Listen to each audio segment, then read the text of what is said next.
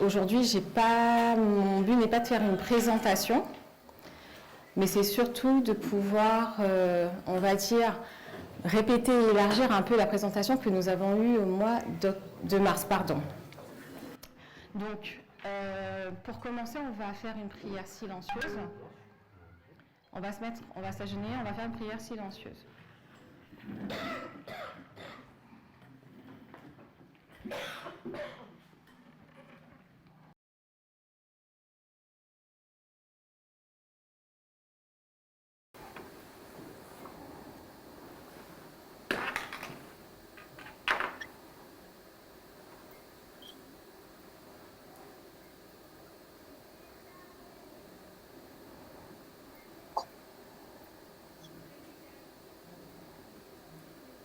Amen.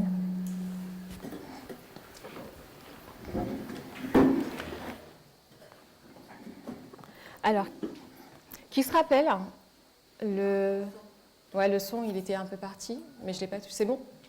Ok. Alors, qui peut me redire le thème de l'étude du mois de mars? La droite chrétienne. Alors, Chimène a dit la droite chrétienne. C'était que la droite chrétienne, Chimène? Non, l'étude du High Center de mars 2023. 1989 à 2014, non? Oui. C'était... Le micro, tu l'as pas? Non. Qui est-ce le micro que... Oui, c'était plutôt la loi du dimanche de 1989 à 2014. On s'était arrêté à 2014. Quelle était... alors, c'est un peu des questions là pour pouvoir qu'on se remette en contexte, qu'on suive le prolongement de ce qui s'est passé. Cette étude de mars, elle suivait quelle autre étude? Je ne vous demande pas forcément les titres, mais surtout de remettre en contexte, qu'on sache que cette étude, elle arrivait après quelle autre étude. Alors sur Zoom, n'hésitez pas, et si vous en souvenez pas, c'est pas grave, vous avez le droit de chercher sur vos téléphones et tout. Alors micro, qui a le micro? Ok, c'est toi, Rodi? Alors j'ai une idée, mais je ne sais pas si c'est ça. C'est pas une forme plus pure de liberté qu'on avait? Ah oui, ça c'est. Là tu parles des vêpres. Ah oui, non, c'est pas ça. Alors West Center, ce qu'on fait, c'est qu'on développe des thèmes particuliers à destination de l'adventisme. Oui. Comme l'a dit Chimène, la dernière fois, on avait développé donc la LD de 1989 à 2014. Donc, je vous ai déjà donné un indice, c'est qu'il faut que les séances précédentes soient en lien avec au moins LD. Là, je vous ai... C'était la loi du dimanche, alors? Alors, c'était en lien avec la loi du dimanche. Et qu'est-ce qu'on avait vu? Rodi, tu te rappelles à peu près? Ah, vous vous rappelez pas? Johanna, est-ce que tu as trouvé un petit peu ou pas? Sur Zoom? Il n'y a rien sur Zoom. Ok. Alors, comme je l'ai dit, sincèrement, aujourd'hui, je ne ferai pas de présentation. Ce sera vraiment un échange. Alors, David, ça va? Alors, dis-moi, est-ce que tu te rappelles un peu des présentations qui ont précédé celle de mars 2023? Là, je les situe bien dans le cadre du High Center. Donc, on a déjà dit un mot-clé, c'est en lien avec la LD. Vas-y, oui. Alors, est-ce que c'est la loi du dimanche de 2014? Non. La présentation, non. Non. Bon, alors non.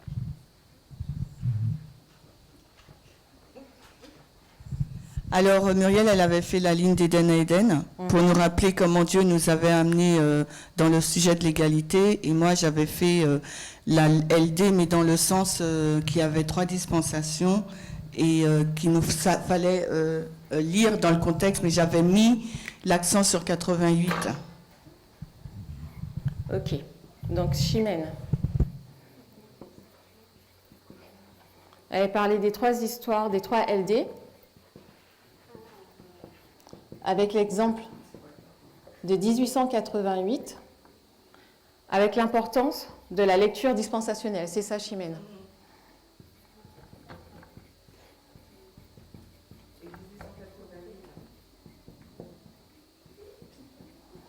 Oui, j'ai mis exemple de 1888. Alors, j'ai mis exemple de 1888. Je vais vous dire pourquoi. Parce qu'elle a déjà dit qu'il y a 3 histoires de LD. Donc, lecture dispensationelle et Muriel,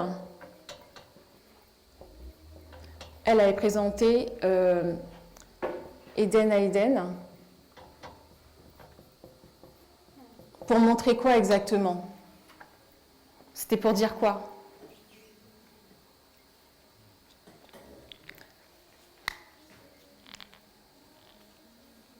Qu'est-ce que nous montre le modèle Eden à Eden? Comment ça s'est passé avant et comment ça. Ce sont des choses que vous connaissez. La question, elle est vraiment pas compliquée. Retour à comment on était avant, quoi. Alors, on retourne à ce qu'on était avant. On était quoi avant? C'était quoi? Dites-moi des choses concrètes. En plus, c'est des trucs que vous connaissez par cœur. Donc, la restauration. Alors, ça veut dire quoi, restauration, justement? Donne-moi des exemples encore plus concrets. Donc, on part de la restauration et qu'est-ce qui doit être restauré? Qu'est-ce qui doit être restauré? L'égalité. Est-ce qu'il n'y a que l'égalité qui doit être restaurée? Il y avait 3... Voilà. Il y avait eu 3 malédictions. Voilà, les 3 malédictions. Les 3 malédictions. Donc, qui étaient le sexisme, le racisme et l'adoration. Alors, si on fait dans l'ordre, c'est sexisme. Sexisme, adoration. Et racisme, pardon. D'accord. Racisme. Et donc, du coup, la restauration faisait que... Par chiasme, ça allait dans l'autre sens. Que le sexisme était la dernière chose qui devait être restaurée. Voilà. Donc, on repart par le racisme, l'adoration, et donc, du coup, le sexisme. Donc, pourquoi donc Muriel avait fait le modèle Eden à Eden? C'était pour montrer que pour notre histoire, c'était quoi le thème qui était concerné? C'est ce sujet-là qui était traité. Alors ça, c'était ce qu'on avait fait la dernière fois. Chimène, elle avait repris l'exemple de 1888 pour montrer l'importance de la lecture dispensationelle. Mais si vous vous rappelez, parce que du coup, je vais vous ramener un petit peu avant encore, C'était aussi pour montrer que la LD, c'est une histoire politique et que A.T. Jones, le samedi, il parlait également des sujets politiques à l'Église, parce que l'Église, elle ne suivait pas ce qui se passait.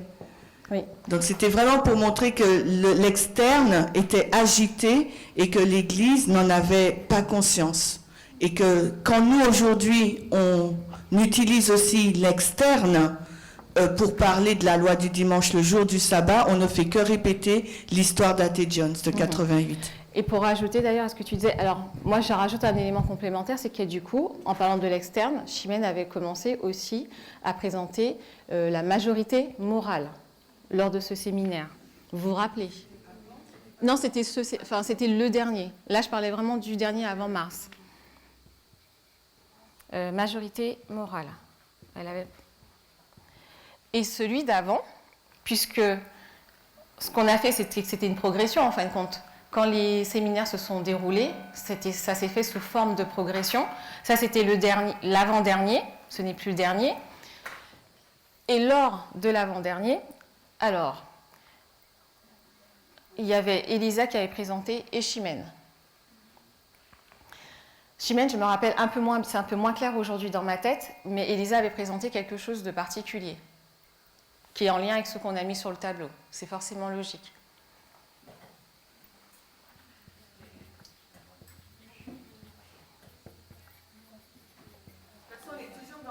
Oui, on est toujours dans la loi du dimanche. Hein. Donc c'était en septembre 2022. C'était 1850, la loi des esclaves fugitifs. Donc c'était en lien donc, avec le sujet de la LD qui est le racisme ou l'esclavage.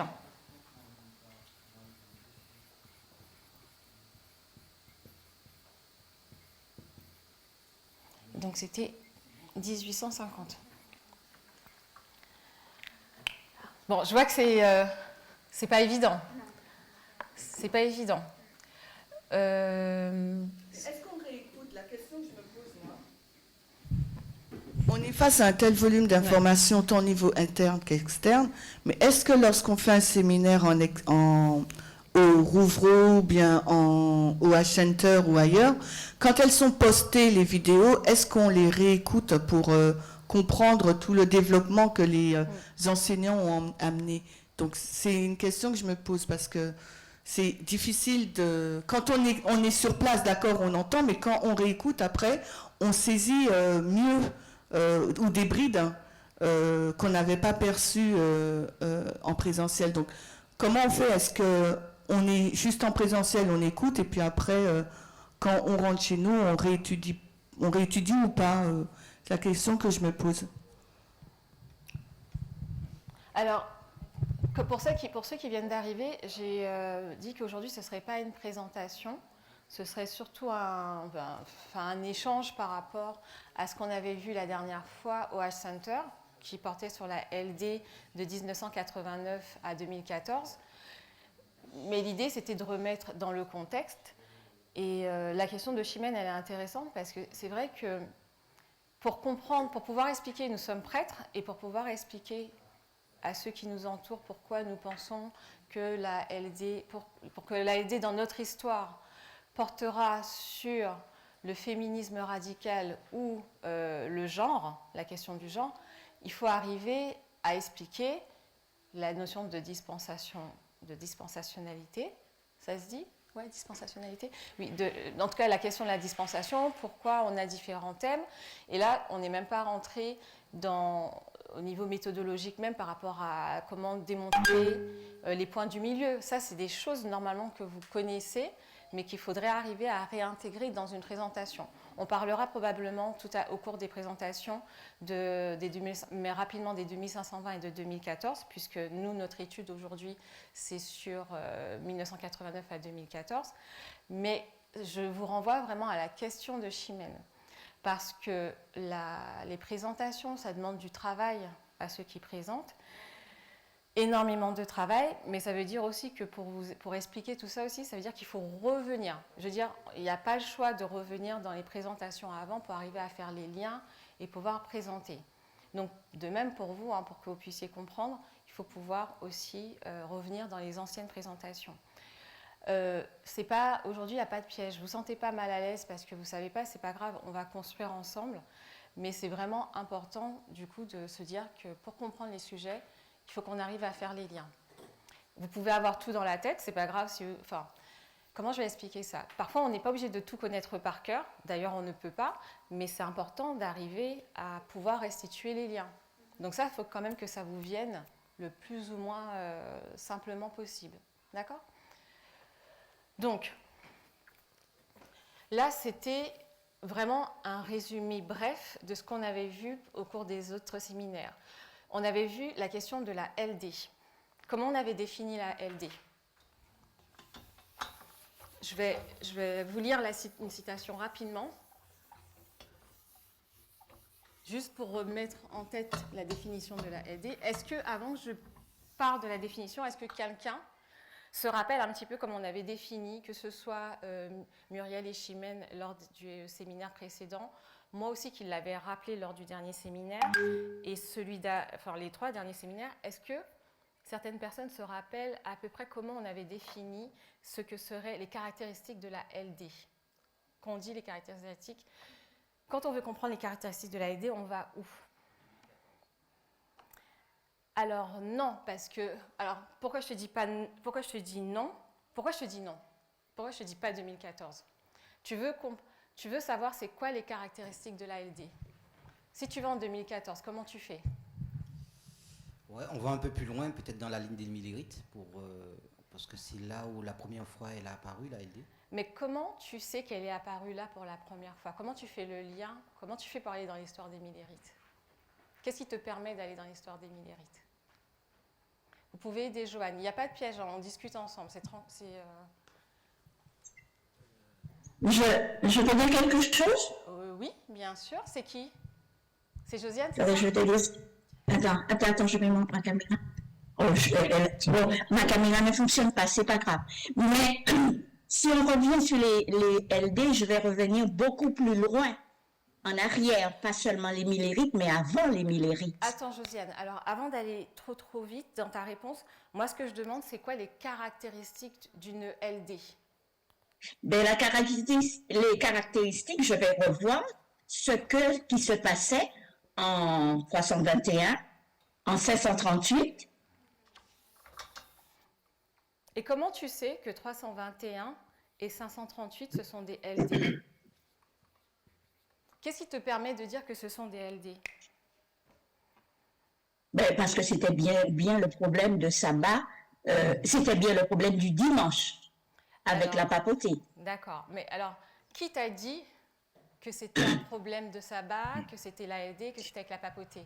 Qui te l'a dit? Parce que quand je reviens sur les écrits d'Ellen White, on retrouve les mêmes caractéristiques.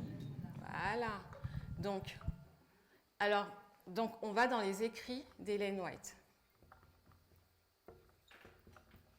Tu vas dans quel, par exemple, toi, si on cherche les caractéristiques, tu irais dans quel? Je vais aller dans Tragédie des siècles. Ok. Donc, on va dans Tragédie des siècles. On est d'accord? Est-ce que vous êtes d'accord les autres? Ok. Donc, ce qu'on dit, on ne le sort pas de notre chapeau, on ne l'invente pas. On est obligé de se référer à quelqu'un. En l'occurrence, c'est Ellen White, dans la Tragédie des siècles. Et donc... Mais on peut aussi aller dans l'histoire.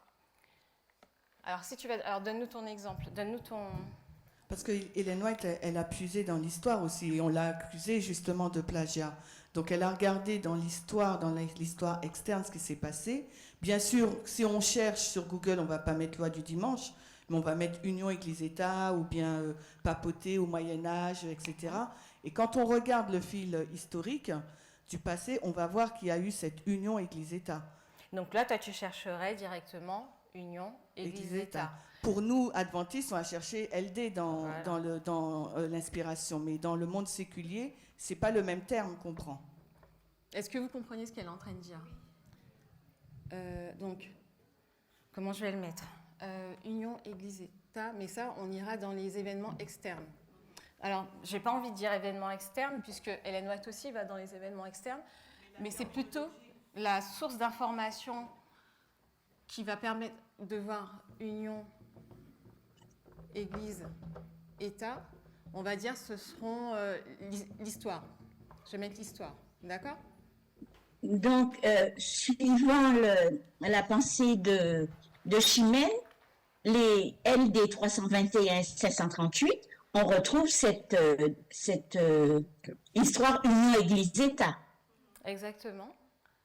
Alors, c'est Pascal, je voulais juste te dire que je comprends ce que dit Chimène, mais malgré tout, le point de... Est-ce que son micro est ouvert? Parce je ne peux pas parler fort, j'ai trop mal. D'accord. Je suis d'accord avec ce que dit Chimène, mais pour moi, le point de départ reste malgré tout Ellen White, parce que de toute façon, dans la Bible, on ne trouve pas le terme loi du dimanche. C'est vraiment un terme qui nous est donné par Ellen White, et c'est à partir de là, effectivement, qu'avec les quelques éléments qu'elle va nous donner, on va aller chercher dans l'histoire, mais pour moi, sans Ellen White... Pour toi, sans cet indice, on ne trouverait pas... C'est pas qu'on ne trouverait pas, c'est que peut-être qu'on arriverait à faire des liens sur des choses qui se sont passées, mais on ne pourrait pas étiqueter ça comme étant loi du dimanche. Moi, c'est ma pensée. Hein. D'accord. Moi, je comprends les deux points de vue, parce que ce que Chimène donc dit, c'est que l'histoire nous permet de voir la réalité de ce qu'on appelle, nous, aujourd'hui, une union Église-État ou loi du dimanche. L'idée, c'est que, est-ce que si... Ellen White ne nous avait pas dit que cette union, c'est une LD et qu'on est concerné en tant qu'adventiste par ça, est-ce qu'on l'aurait repéré, nous, en tant que LD? C'est ça un peu les deux idées qui se mettent en présence là. D'accord? On ne va pas y répondre, mais je trouve ça intéressant, ça peut être un sujet de réflexion. Alors, donc, du coup, je vais revenir sur toi, Josiane. Donc, tu nous as dit que pour trouver les caractéristiques de la LD, on va dans Tragédie des siècles. Et donc, principalement, c'est le chapitre 25, je crois. Hein. Alors, j'ai les pages, mais je crois que c'est le chapitre 25 qui va nous emmener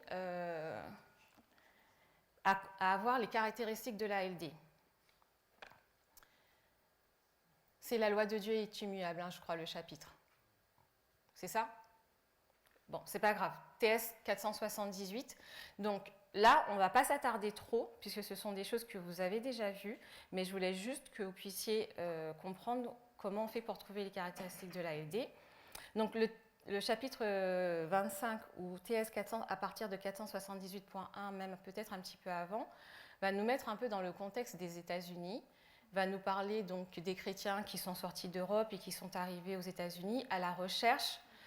En tout cas, ils fuyaient donc TS 478.1. Si vous avez je vous ai envoyé le PowerPoint, vous pouvez mettre la diapo 2.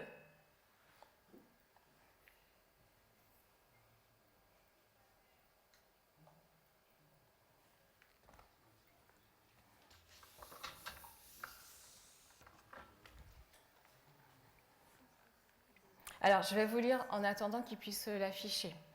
Parmi les croyants exilés qui s'enfuirent en Amérique pour se soustraire à l'oppression des rois et à l'intolérance des prêtres, TS 478.1. Je l'avais envoyé sur la boîte mail. Donc, TS 478.1. Parmi les croyants exilés qui s'enfuirent en Amérique pour se soustraire à l'oppression des rois et à l'intolérance des prêtres, plusieurs étaient déterminés à établir un État sur les larges bases de la liberté civile et religieuse. Donc, qu'est-ce qu'ils fuient? Il fuit l'oppression et le manque de liberté. L'oppression, elle vient de qui? Ben, de la papauté. J'ai entendu de la papauté. Des rois et des... Alors moi, quand je relis, restons juste scotchés au texte, je trouve que c'est intéressant. Pour se soustraire à l'oppression de qui? Des rois et des prêtres. Si tu lis bien le texte, Josiane, il y a vraiment marqué se soustraire à l'oppression des rois, et ensuite le texte va te dire et à l'intolérance des prêtres. Je trouve que c'est intéressant de bien rester sur ça. Oppression. Pourquoi oppression? Des rois. Des rois. Roi pour nous aujourd'hui, c'est quoi? Gouvernement. État. C'est l'État. On est d'accord? En quoi un État peut nous oppresser? Par ses lois. Par les lois. Et qu'est-ce qu'on rajoute encore? Parce que non seulement il donne les lois, mais il a le pouvoir de faire quoi? Application. Donc, de les exécuter. Donc, il y a des lois et il va les exécuter. Donc, exécuter veut dire que ce soit une amende, que ce soit un emprisonnement, peu importe, ils pourront nous opprimer par les lois et leurs forces de police, Chimène l'a dit. Et du coup, et la deuxième chose qui fuyait, c'était quoi? C'était l'intolérance de qui? Des prêtres. Prêtres. Autre mot? L'Église. Église. Et donc là, on est sur un point de vue religieux. Ok. Donc là, on est au niveau religieux, donc nos croyances et tout. Et ici, on est sur le civil. Ok? Donc, ça veut dire que eux, ce qu'ils ont fui, c'était ce manque de liberté qu'ils n'avaient pas, que ce soit au niveau civil, mais aussi au niveau religieux, par rapport à leurs croyances.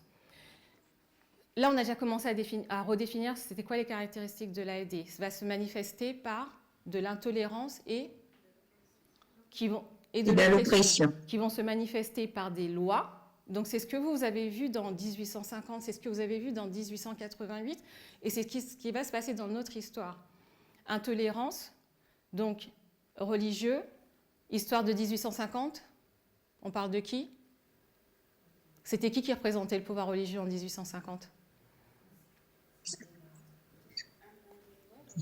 C'est qui? 1850. Comment? Qui, en 1850, représente l'intolérance des prêtres au niveau religieux? Le protestantisme apostat, mais comment vous l'illustrez dans l'histoire de 1850? La droite chrétienne. C'était pas la droite à cette époque. Les Sud. La NRA. Non, c'est plutôt. C'est en 1863. C'est plutôt le Sud. C'est plutôt le Sud. Les États-Unis, de manière générale, sont protestants à cette époque. Par contre, il y a un camp qui va prendre la Bible pour pouvoir imposer l'intolérance par rapport aux esclaves. Et c'est le Sud. Ce sont les protestants apostats, on est d'accord, mais du Sud. C'est eux qui représentent cette force en 1850. 1888, j'ai entendu tout à l'heure quelqu'un dire quelque chose. C'était qui le pouvoir religieux en 1850? Il y a quelqu'un qui a dit NRA. Ah, pardon, merci, c'est Josiane, merci. Donc, pareil, dans ces deux histoires, c'est la même chose dans notre histoire. Et du coup, c'était quoi la piste pour notre histoire qu'on a commencé à exploiter avec Chimène et ensuite avec Michael et moi lors du dernier H Center? Comment tu parles dans ta barbe que tu n'as pas?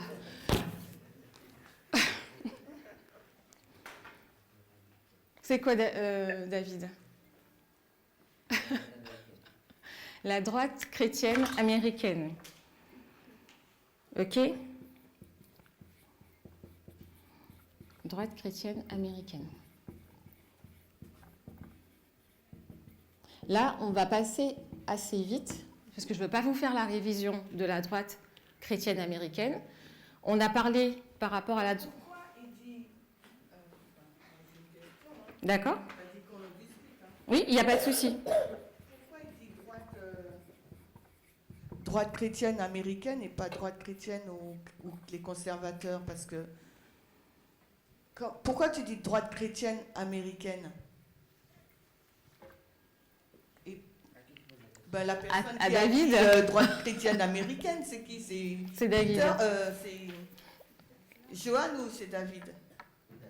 Ok.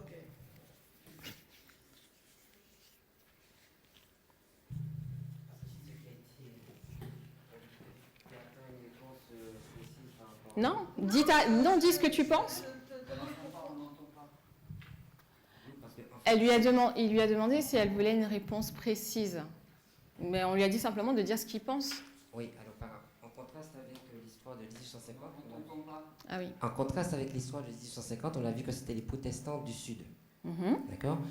Et pareillement, pour cette frange à cette époque, il y a le protestantisme, mais il y a aussi une frange qui est vraiment extrême, et c'est donc cette frange droite chrétienne américaine, qui n'englobe pas tous les protestants. Pourquoi tu mets déjà... En quoi ils sont extrêmes? Alors, en quoi ils sont extrêmes?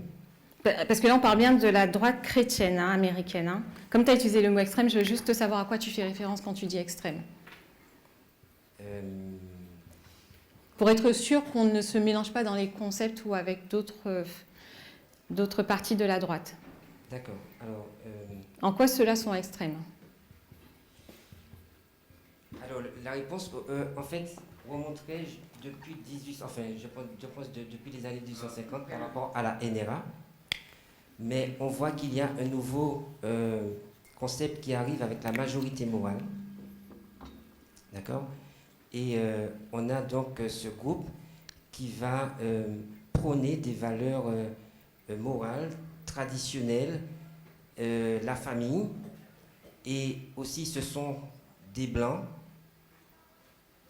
ségrégationnistes. Mais je ne sais pas si j'ai dit ce que tu t'attends. Non, c'est que j'essaye encore de comprendre, c'est pas que je ne sache pas, hein, mais dans ta réponse, même les autres, en quoi ils sont extrêmes en tant que chrétiens. Je vais laisser ma place à quelqu'un d'autre. J'aurai. D'accord. Les autres.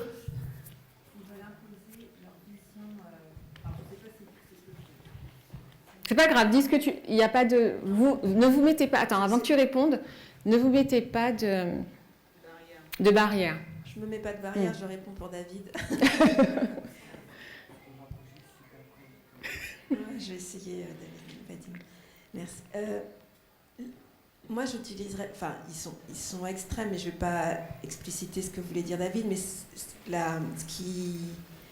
ils veulent imposer, en fait, leur vision du monde à tout le monde, en fait. Et c'est en ça, finalement, qu'ils sont extrêmes.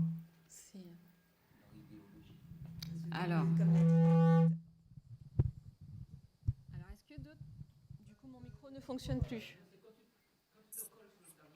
Ah bon? Comment je fais pour écrire au tableau sans me rapprocher? Alors, Pascal donc, a parlé du fait qu'ils veulent imposer leur vision. Est-ce qu'on peut rajouter? Je rajouterais qu'ils sont ultra conservateurs, et c'est pour ça que je t'ai posé la question, David, dans un sens qu'ils ont un conservatisme social. Un conservatisme social, ça regroupe ce que Pascal a dit au niveau des grands thèmes moraux bibliques. C'est-à-dire le droit à la vie, contre l'euthanasie, contre les théories évolutionnistes. Voilà, ils sont vraiment attachés à ce que la Bible a dit, et la Bible, ce qu'elle dit, c'est vrai et ça ne change pas. Donc ils sont sur une lecture littérale de la Bible, et en ça, en fin de compte, ils s'opposent à tout progrès. C'est ça.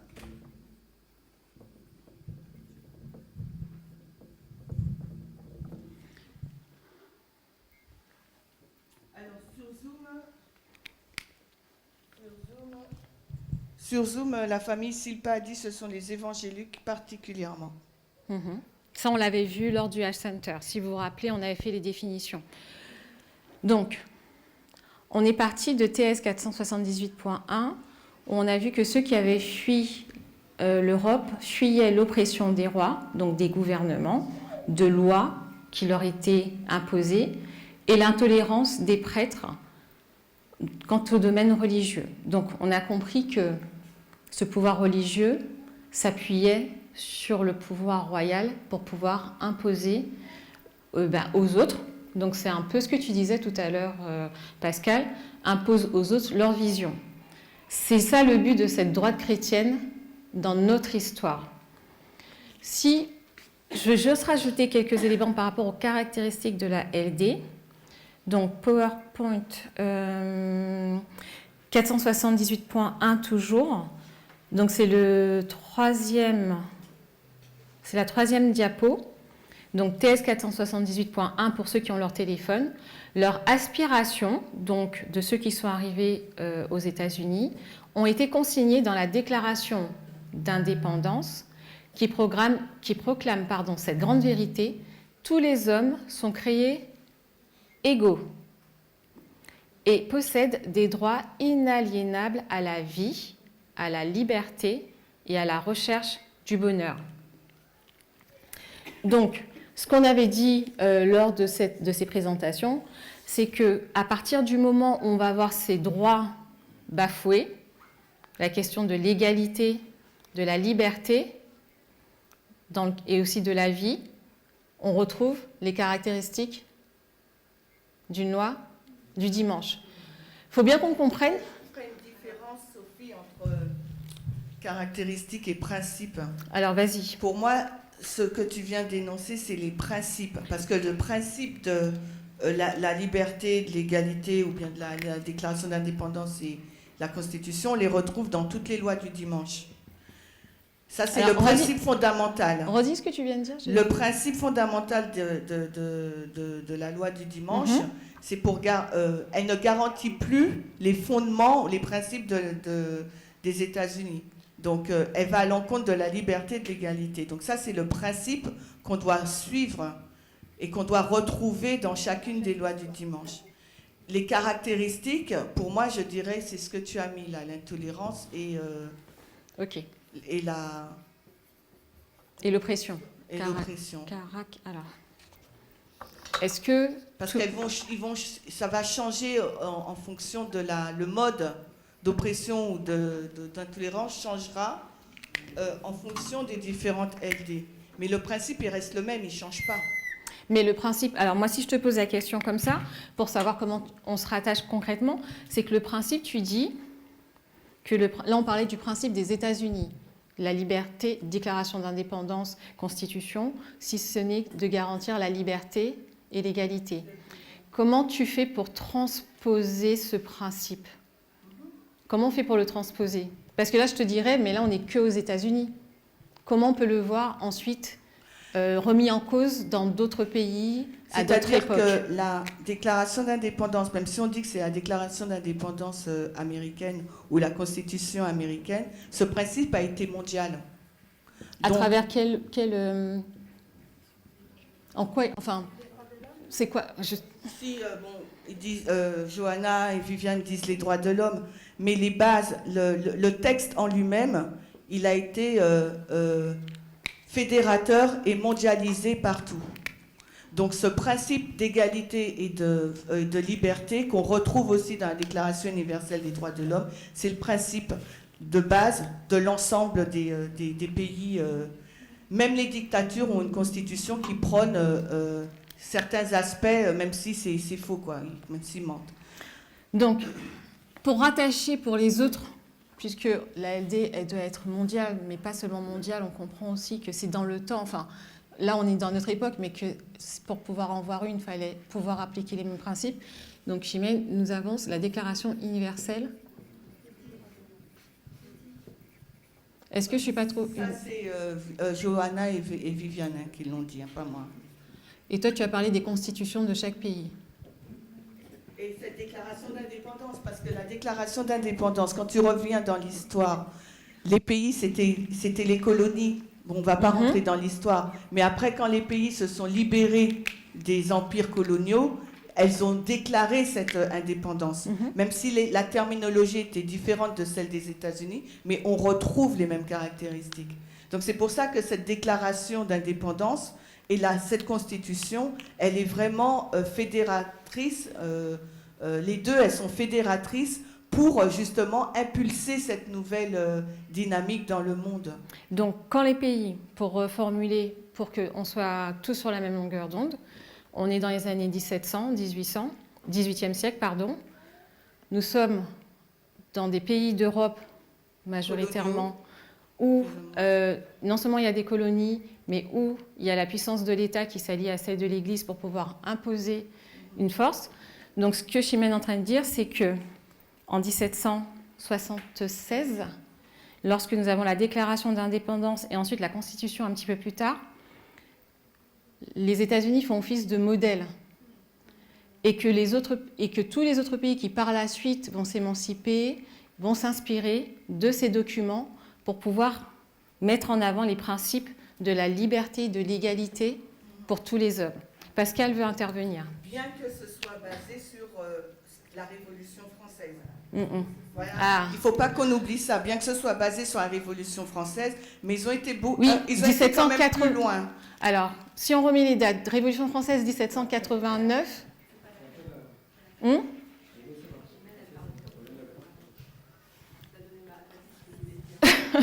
Parce que je voulais juste remettre les dates, parce que moi... Non, c'est pas grave, tu t'es... Alors, Révolution française, c'est 1789. La déclaration d'indépendance américaine, c'est 1776. Par contre, 1776. Oui, la déclaration d'indépendance, oui, c'est 16. Par contre, la Constitution américaine... C'est 1789. Ok. Elle a commencé à être écrite en 87. Mais se sont basés sur tout ce qui s'est passé. Bien amont, parce qu'on dit 1789, mais en amont, il y a eu tout ce qui s'est passé, qui ont conduit... Là, tu parles en France. Oui, il y a toute l'histoire qui s'est passée pour amener à avec cette des acteurs, révolution. Donc c'est pour ça qu'on te parle du siècle des Lumières. C'est ça.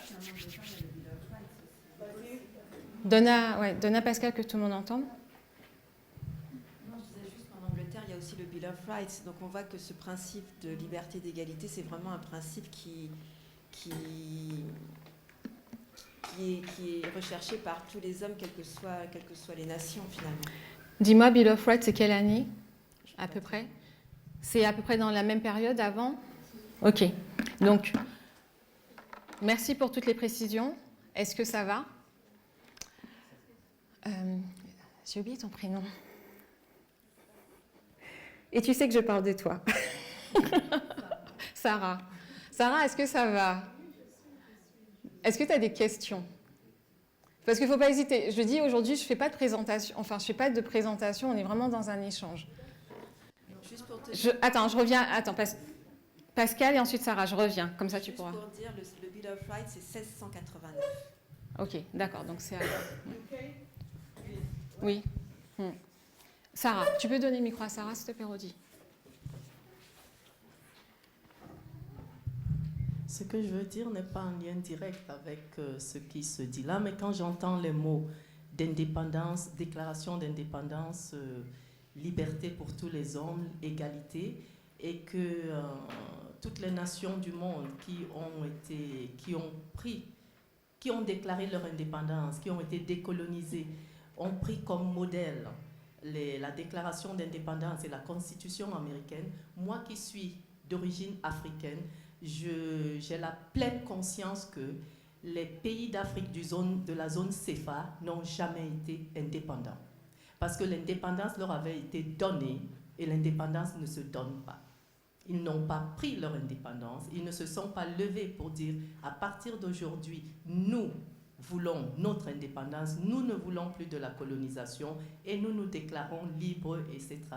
Est-ce que ton intervention veut dire pour autant qu'ils n'ont pas cette liberté et cette égalité garantie? Non, non, les pays de la zone CFA, dont notamment les pays francophones, n'ont Comment je peux expliquer ça? Parce qu'ils ont la gouvernance, c'est pas une gouvernance française, c'est une gouvernance. Si, absolument. Alors quand je dis que c'est pas une gouvernance française, ils sont élus. Et ceux qui sont élus, c'est qui est élu? Les élections dans les pays de la zone CFA ne sont jamais faites d'une manière démocratique, c'est ce que tu veux dire. Démocratique, voilà. Et la zone CFA est contrôlée par la France. La monnaie qui s'appelle CFA, et c'est pour ça qu'ils disent ça CFA, elle est frappée en France, elle est contrôlée par le Trésor public français. C'est eux qui déterminent de tout ce qui se passe dans ces pays-là. Donc quand j'entends ça, ça me touche. C'est pour ça que je disais, ça n'a rien à voir avec... voilà. Après, pour autant, il faudrait rechercher pour ces pays là à quoi ils se rattachent justement, par contre, pour garantir la liberté et quand même l'égalité de tous. Moi, je ne connais pas, mais tu pourrais peut-être regarder. Non, je t'arrête. Parce que si on prend...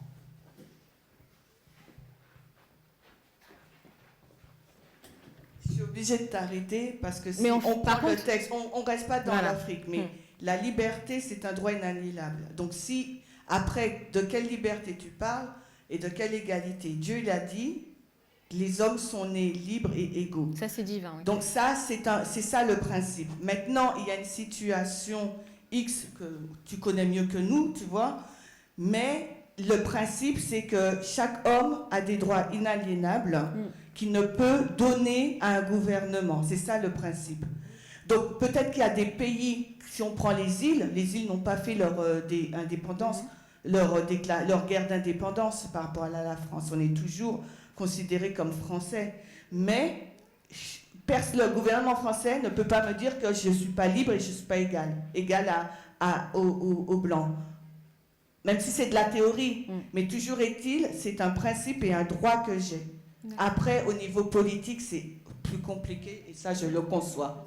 Mais là, on est sur comment, voilà le principe fondamental du pays et c'est ce qui a au niveau mondial drivé, qui a conduit tout le reste. En tout cas, si je comprends ton intervention, c'était à partir de ce qui a été dit, c'est-à-dire tous les autres pays qui ont eu leur indépendance se sont basés sur la déclaration d'indépendance et la constitution américaine. C'est sur ça que j'ai réagi, mais pas pour les droits inaliénables. Ok, d'accord. Ok, donc on est d'accord pour les droits inaliénables relatifs à la liberté et à l'égalité, à la vie et à la recherche du bonheur. Ok. Est-ce que ça va? Mieux?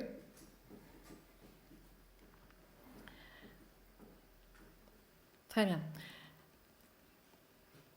Lors du séminaire de mars, du coup, après avoir fait toute la révision des différents séminaires qu'on avait eus avant, avoir établi c'était quoi une LD, la caractéristique, les principes, et avoir montré les LD dans les 2 dernières histoires, on s'est intéressé à notre histoire. Et là, du coup, on était parti sur un des acteurs de la LD, puisque, comme on l'a dit, on comprend que la LD, c'est une union. Dans un premier temps, ce que nous avons compris, c'est que la LD, c'est une union Église-État. D'accord? Donc pour ça, on s'est intéressé à cet acteur dont David nous a parlé tout à l'heure, la droite chrétienne américaine, qui fait partie de cette base, on va dire, utile pour pouvoir aller vers une LD. Et on a expliqué pourquoi. Est-ce que quelqu'un voudrait reformuler pourquoi la droite... Alors c'est important, hein, si je vous demande de reformuler, c'est parce que pour voir ce qu'on en a vraiment compris, en quoi cet acteur est utile pour aller vers une LD, avec vos mots. Sur le Zoom aussi, vous êtes concernés, si quelqu'un veut répondre, il n'y a pas de problème. Il te reste 25 minutes. Sur le Zoom, il n'y a personne. Il n'y a personne? Ils sont tous partis, les 19? Ah. Sophie, tout à l'heure, donc c'est Natacha, bonjour tout le monde. Bonjour Natacha. Tu disais comme quoi que cette droite religieuse chrétienne voulait imposer sa vision des choses à tout le monde. Il y avait cet aspect qui avait été apporté. D'accord. Donc toi, c'est ce que c'est ce que tu donnes pour pouvoir montrer que c'est un acteur de la LD. C'est ça, Natacha? Oui, dans la mesure où il... Oui. D'accord. Ok. Qu'est-ce qu'on peut dire? Dans la mesure où il a une vision de... Ouais, ça coupe un petit peu. Ouais, ça coupe un petit peu ta connexion. Mais on a entendu ta réponse. La droite chrétienne, en tant qu'acteur religieux, veut imposer sa vision du monde à une majorité. C'est peut-être une minorité, une majorité, ça dépend comment on peut le voir, mais qui veut imposer sa vision aux autres. Et pour cela, on a compris, lors du séminaire précédent, qu'ils vont le faire avec les mêmes principes de ce qui s'est passé avant, c'est-à-dire qu'ils vont essayer de s'emparer ou d'utiliser ou de se faire accompagner par l'État. Donc, sans rentrer dans les détails, la dernière fois, on était revenu à la fois sur la naissance de la droite chrétienne conservatrice, qui est à l'origine de la majorité morale que vous connaissez, et Michael avait présenté un ensemble de présidents, comment la droite chrétienne avait contribué, 1, à élire, et 2, à pouvoir infiltrer progressivement on va dire, les arcanes de l'État. Est-ce que ça va? Est-ce que ce que je dis est clair? Je ne suis pas rentrée dans les détails. Est-ce que c'est clair? Est-ce que quelqu'un veut plus de détails? Rappelle-moi ton prénom, la voisine de Sarah. Ruth. Est-ce que ça va, Ruth? C'est clair quand je te dis la droite chrétienne, Jerry Falwell? Ok. Les autres? Si c'est bon, on continue. C'est des choses que, de toute façon, on est censé connaître. Si vous ne comprenez pas, il ne faut pas hésiter, hein, normalement. Mais du coup, j'avance. Donc, j'avais dit, donc, Michael avait présenté un ensemble de présidents pour voir un peu cette relation qui s'était passée entre les présidents et la droite chrétienne. Donc, on avait vu qu'avec le Parti républicain, ils avaient réussi à faire élire les premiers présidents, Reagan et Bush, qu'avec, comment il s'appelle, Clinton et Obama, c'était beaucoup plus compliqué pour eux. Par contre, qu'ils avaient eu leur heure de gloire avec Bush Junior. Et ce qui se passe, c'est que donc, là, on approche de 2014, et Obama, c'est 2008. Hein.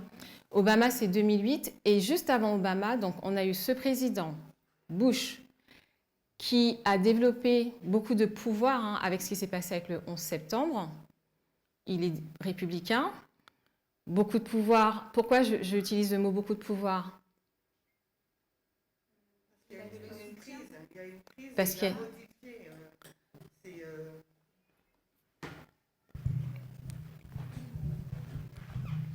c'est toujours en temps de crise que l'étendue des pouvoirs peut, les pouvoirs peuvent s'étendre. Mhm. Et avec les attentats du World Trade Center en 2001, ça lui a permis justement d'étendre son pouvoir exécutif D'accord. pour justement répondre à cette crise. Ok. Donc, pouvoir exécutif plus, ça veut dire beaucoup plus développé. Donc, il est républicain. Je ne sais pas si j'ai envie de rentrer tout de suite dedans, mais en fin de compte, c'est juste que vous fassiez le lien entre le fait que lui, il est républicain en tant qu'exécutif, il développe beaucoup de pouvoir, alors qu'il gouverne un parti qui, en plus à cette époque, est déjà infiltré par des pensées libertaires. Et les libertaires, qu'est-ce qu'ils veulent normalement? Amanda.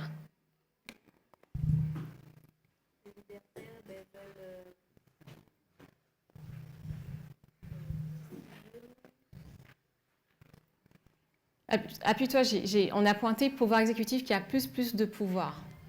Est-ce que les libertaires, ils sont d'accord avec ça? Est-ce qu'ils aiment ça? Je pense pas, non. T'es sûr?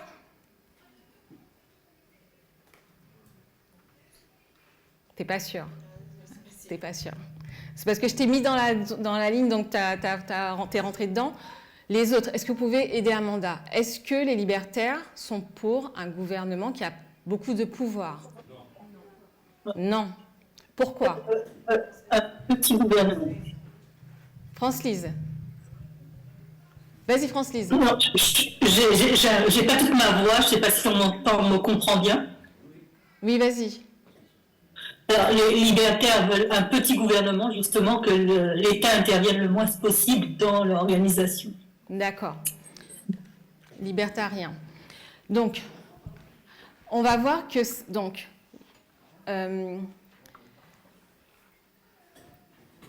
la philosophie libertaire veut qu'il y ait... Et ça, pour tout ce qui est libertarisme, tout ça et tout, on l'avait vu à différentes reprises. Elisa, lors des Vêpres, en début janvier aussi, il y a eu des présentations. Donc, c'est des choses qui vous parlent, sur lesquelles il faut revenir. On a vu qu'il y avait eu un développement de la pensée libertarienne et que, du coup, eux, ils sont pour un petit gouvernement, moins d'intervention de l'État. Donc, là, on est avec les Républicains, avec George Bush. Ils voient ce pouvoir s'agrandir, mais ils ne disent pas grand-chose. Mais qu'est-ce qui va se passer derrière? 2008. Non, 2000. À chaque fois, pourquoi j'oublie la date d'élection d'Obama? 2008, 2012, 2008. Oui, c'est ça, 2008. Qu'est-ce qui se passe en 2008? Il y a un démocrate qui est au pouvoir. Problématique, il y a un démocrate qui arrive au pouvoir. Et à votre avis, est-ce qu'ils vont aimer ça? Alors, ils n'aiment pas, c'est sûr, les démocrates, mais ils se sentent plus en danger parce qu'ils ont donné beaucoup de pouvoir à un président juste avant. Et ces pouvoirs, ils ne peuvent pas le défaire en changeant de présidence. D'accord? Donc, là, je ne vais pas rentrer dans plus d'histoire par rapport aux présidents en eux-mêmes et la droite chrétienne. On va commencer à amorcer 2014-2016, l'ALD. Est-ce que quelqu'un veut rajouter quelque chose? Maurice, est-ce que tu veux dire quelque chose? Dans tout ce qu'on a dit, est-ce que tu penses qu'il y aurait des choses à rajouter, au moins qu'on comprenne le sujet? Pas spécialement? D'accord. Donc, la dernière fois, quand j'ai été intervenue pour la deuxième partie, ce qu'on a fait ensuite, c'est qu'on s'est centré sur 2014 et je vous ai présenté en 4 points à peu près des acteurs et ou des événements qui se sont passés en 2014. Donc, on va repartir un peu sur ça, sauf que la dernière fois, je vous avais fait une présentation, mais là, on va le faire différemment. on va essayer de comprendre ce qui s'est passé dans ces différentes histoires. Il me reste 15 minutes. OK. Donc, de toute façon, là, on va commencer et on finira, puisque je vais vous proposer, dans la deuxième partie, qu'on puisse qu'on puisse un peu échanger sur un article ensemble. Donc, est-ce que quelqu'un se rappelle à peu près les 4 points à peu près que j'avais présentés? 2014. Vadim, est-ce que tu peux prendre Enfin, je dis Vadim ou je ne sais pas c'est qui lance. Je vous ai envoyé aussi l'article, la transcription. Attends que je te redise le titre. Un seul message, égalité des gens. Moi, je me rappelle que tu avais défini l'évangélique. C'est quoi les évangéliques? Oui, ça c'était effectivement dans la première partie. Là, je ne l'ai pas fait spécifiquement puisque on avait surtout montré comment ils étaient nés et que les évangéliques, ils recherchaient la même chose, c'est le même objectif que la majorité morale. Et qui nous ressemblait un peu, tout à fait. Je pense que ce que j'avais montré la dernière... Alors, en attendant qu'ils projettent... non, il ne faut pas le projeter encore, pardon, hein, mais c'était juste que vous le retrouviez. Chimène a fait le lien par rapport à ce que j'avais pu montrer lors de la présentation sur la droite chrétienne. On était parti des années 1900... À partir de 20, on était remonté vers les années 1960. Pour ça, je vous invite à regarder la vidéo si vous ne vous rappelez pas. Mais ce qu'on avait montré, c'est que dans les chrétiens évangéliques, eux, ils étaient en lien avec la branche calviniste, c'est ça? Et que les adventistes, eux, faisaient partie de cette branche qu'on appelle un peu fondamentaliste, évangélique, avec leur expérience de la conversion. On se retrouvait bien décrit dans ça. Hein. Expérience de la conversion personnelle, le baptême, lecture de la Bible et évangélisation. Ça, c'est les adventistes. Voilà. Et nous, dans ce que l'Église est, en fin de compte, on se retrouve à la base dans cette partie qui a une lecture littérale de la Bible et qui est, du coup, anti-progressiste. Et on comprend bien que le mouvement, en fin de compte, il nous a emmenés à passer de... On va mettre le contexte la méthode oui. Retourner dans l'histoire et mettre le texte dans son contexte. Voilà. Pour nous, si on ne passe pas par la méthodologie qui nous pousse à mettre un texte dans son contexte pour pouvoir faire une lecture dispensationnelle, eh ben, ça va nous ramener directement à nos origines, qui est une lecture littérale de la Bible, et donc conservateur, voire ultra-conservateur. OK? Ça, il faut bien qu'on le comprenne. Hein. Tu veux le micro pour... Je dis que ce point-là, il est essentiel à comprendre parce que c'est de là, déjà, c'est de là qu'on sort. Et la transition, c'est le lien qui nous permet de comprendre notre transition maintenant. Et qui nous permet de pouvoir l'expliquer. Expliquer aussi la raison pour laquelle on s'intéresse à tous ces messages. Est-ce que ça va pour tout le monde? Oui, vas-y. Attends, le micro, parce que sinon on ne va pas entendre.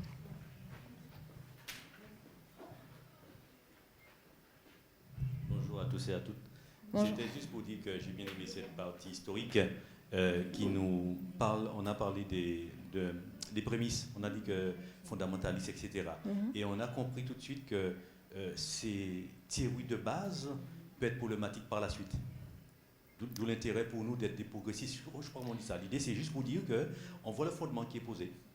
Et on comprend aujourd'hui l'adventisme. Pourquoi il y a cette réticence à vouloir évoluer. Donc je me dis que c'est très intéressant. Peut-être que je me suis mal exprimé, c'était juste pour dire. Mais je reprends quand même ton point pour le lier à ce que Chimène a dit, qu'on comprenne bien l'idée. L'idée, c'est que les conservateurs... Je suis trop près du tableau, c'est ça.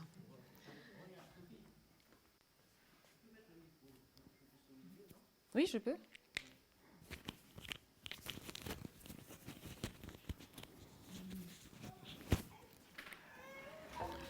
par rapport à ce que tu as dit, que Chimène a dit, je trouve que c'est important de bien souligner. On n'est pas progressiste pour le plaisir d'être progressiste. Est-ce que vous entendez tous? On n'est pas progressiste pour le plaisir d'être progressiste. On est progressiste, comme on le dit aujourd'hui, parce qu'on a compris qu'il faut qu'on ait une lecture dispensationnelle de la Bible et qu'il faut mettre le texte dans ce contexte. Et c'est parce qu'on a compris ça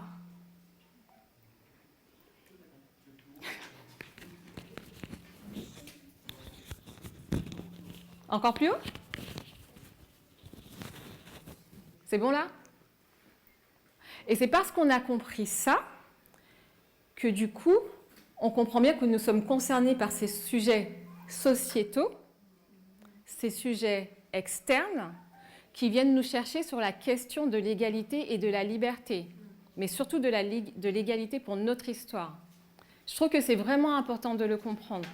Les conservateurs, eux, ils sont restés carrément bloqués sur de toute façon sur tous les sujets, que ce soit sociétaux ou autres, parce qu'ils n'ont pas cette lecture dispensationnelle de la Bible. OK? Donc, on n'est pas progressiste pour le plaisir d'être progressiste. On l'est parce qu'on a compris le principe et l'importance de la lecture dispensationnelle. Voilà. Donc, merci pour vos interventions. Ça remettait bien les choses en place, puisque 2014, justement, notre LD commence à mettre le titre, mais en plus les événements externes, même si on a vu que les événements externes depuis 1989 et avant 1989 sont des agités, mais ça nous permet d'apporter des éléments de réponse à notre lecture dispensationnelle et pourquoi on dit que la LD, c'est l'égalité des genres. 2014, document EAE 2014.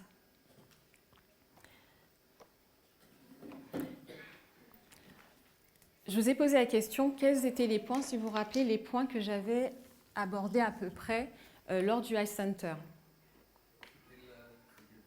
Pour l'instant, laisse juste sur ça. Laisse comme ça. Est-ce que vous vous rappelez à peu près? J'efface, je vais effacer. 2014, qu'est-ce qui se passe en 2014? Si vous ne vous rappelez pas, 2014, on connaît 2014, pourquoi?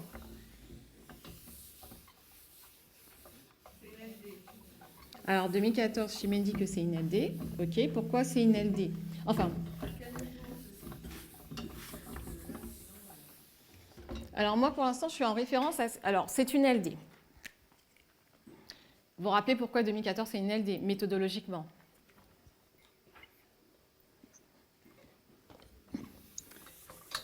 Alors, c'est soit on dit qui ne dit mot consent, ou soit vous ne savez pas. Mais je veux croire que vous savez, parce que ça, on l'a déjà vu. On l'a déjà vu plein de fois. Donc ça, je veux croire quand même que ça, vous savez. 2014 me rappelle, enfin, je ne sais pas si je sais bien cela, c'est le mariage gay aux États-Unis. OK, alors, alors c'est ça, mais ma première question, c'était pourquoi 2014, c'est une LD? Passe à... Parce que sur la ligne, c'est le point du milieu, c'est la balise du milieu. Sur quelle ligne? Sur la ligne des prêtres. Oui. Sur quoi? Sur la ligne? Non, j'allais dire sur toutes les lignes, mais...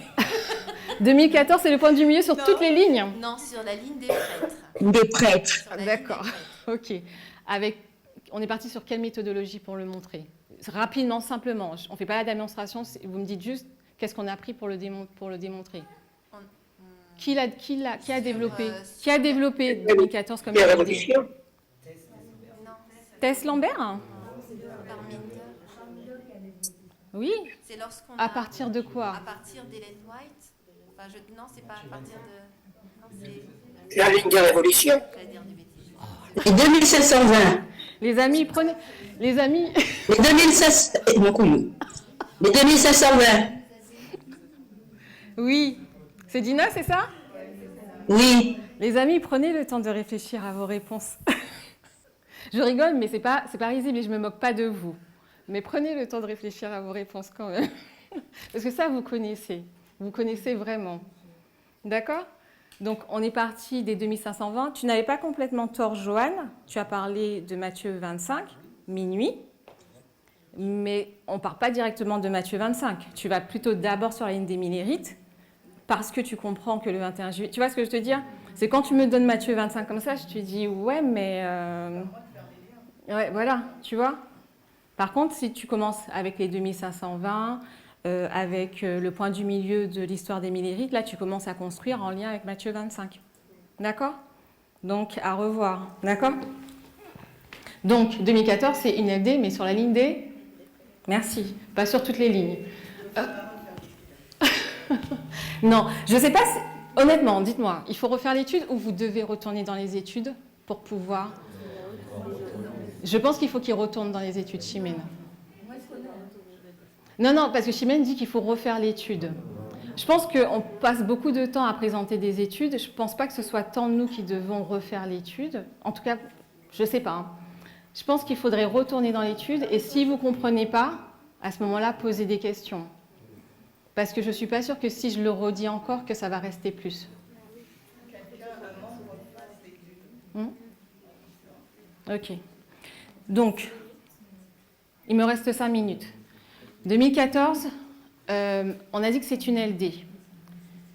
Ça a été montré, enfin, par Minder, Rosemary a parlé.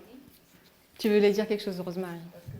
Je disais que 2014, c'est par rapport à 1888. Que, tu expliquais le calcul. Et j'expliquais aussi par rapport au 126. Et Aaron Sean, là, lui, c'est par rapport au 151. D'accord. On avait trouvé. Ok. Donc, merci Rosemary. 2014, avec les 2520, ça c'est par Minder qui le montre. Donc, si je fais la ligne 2001...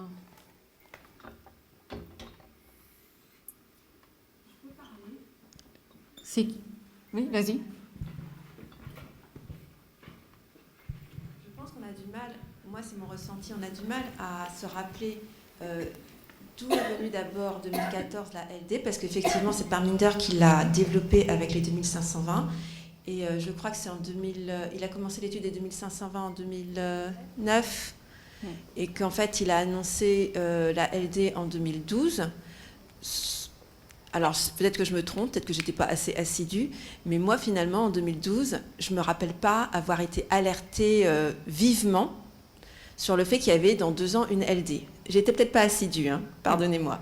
Et donc, c'est pour ça que finalement... Là, tu nous dis, en 2012, tu n'étais peut-être pas assidue, mais tu t'en rappelles pas. Ok, vas-y. Voilà. Et c'est pour ça que finalement, on a peut-être du mal à se rappeler que Parminder avait établi ça en 2012 pour 2014. Et c'est vrai qu'une fois que ça a été posé... C'est avec les études de Tess que 2014 a été confirmé, mais a posteriori. Vous voyez ce que je veux dire? Parce que nous, finalement, 2014 est arrivé. C'est moi, pardon. 2014 est arrivé et on n'a pas compris à l'époque en quoi c'était une loi du dimanche. C'est vraiment a posteriori, avec toutes les études qui ont été développées ensuite, avec les points du milieu, les révolutions, et avec ce qu'on comprend maintenant de ce qu'est le thème de la loi du dimanche, et du coup, en regardant à ce qui s'est passé en 2014, qu'on comprend vraiment en quoi 2014 est une loi du dimanche. Alors, moi, je suis partiellement d'accord avec toi, mais tu voulais répondre. Mais alors, je donne juste une partie par rapport à ton argumentaire. Il y a juste une partie, c'est que moi, je n'étais pas du tout dans le mouvement en 2012. Par contre, effectivement, ce que j'ai retenu assez rapidement, c'est qu'avec les 2520, la date de 2014 avait été fixée. Par contre, sur le contenu ou en quoi c'était une LD, je suis d'accord avec toi, c'était très compliqué de pouvoir voir une LD. Vas-y, Chimène. Pour rebondir par rapport à ce que tu dis, Pascal, tu disais que le micro n'est pas allumé. Tu disais qu'on n'était pas au fait de cette histoire. Parle de moi, j'étais pas assez assidue. Non, c'est pas une question d'assiduité. Hein. Ça, tout le monde ne connaissait pas cette histoire. Donc je veux te rassurer, c'est pas une question d'assiduité. Ça s'est passé dans un petit comité en Angleterre, si tu te rappelles de l'histoire, et ça s'est passé avec les dirigeants. Donc nous, en France, on n'a pas été impactés puisqu'on n'a pas eu le message. Le message, il a fuité. Donc c'est pour ça que l'histoire de 2012, en France, on ne la connaît pas, et c'est qu'elle est revenue avec le cri de minuit en 2018, et que Aaron, qui était donc présent lors de ses études, je ne dis pas en groupe, a révélé, nous a expliqué dans le mouvement en Roumanie et en France comment ça s'est passé. Et ensuite, Tess, elle nous a montré méthodologiquement que Parmenter avait raison. Et en 2018, au camp meeting international, Jeff a reconnu que Parmenter avait raison. Donc c'est pour ça que cette histoire, on ne connaît pas. Donc c'est pas une question d'assiduité du tout, Pascal. C'était pour te rassurer. Vas-y.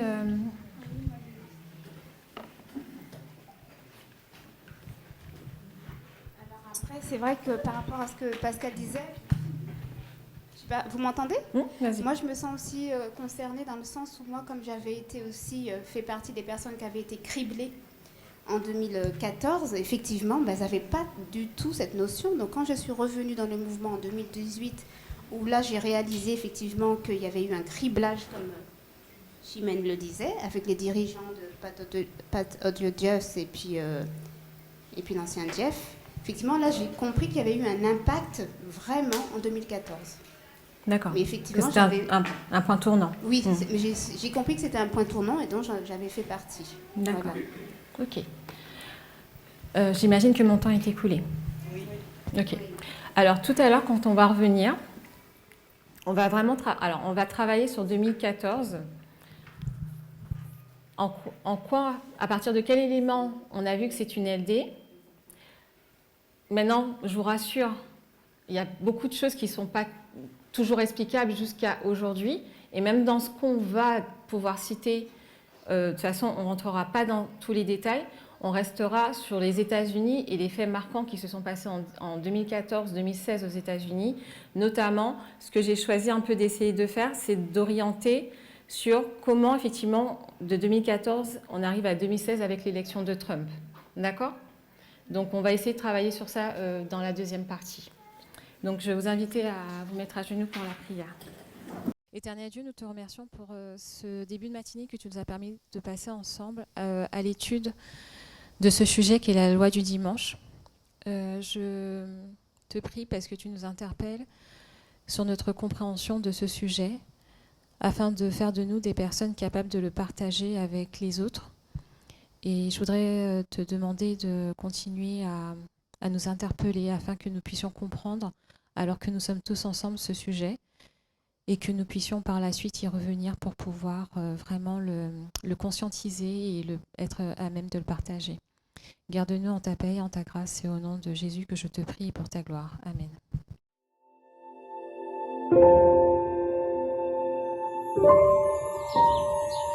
Thank you.